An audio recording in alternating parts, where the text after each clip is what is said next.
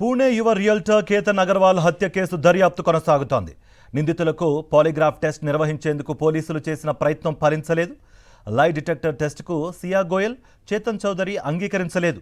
Polygraph పరీక్షకు అనుమతినివ్వాలని పోలీసులు కోర్టును కోరగా దీనిపై న్యాయస్థానం నిందితులకు నోటీసులు ఇచ్చింది.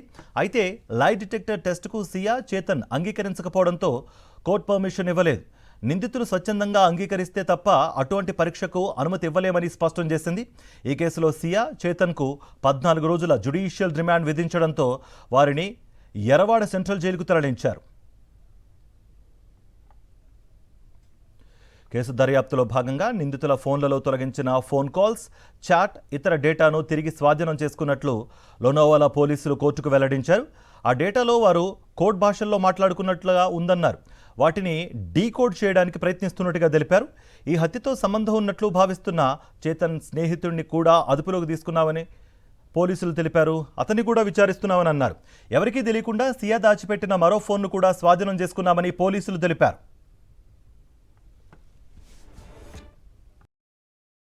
మరిన్ని అప్డేట్స్ కోసం ఛానల్ను సబ్స్క్రైబ్ చేయండి. నోటిఫికేషన్స్ కోసం బెల్ ఐకాన్ పై క్లిక్ చేయండి.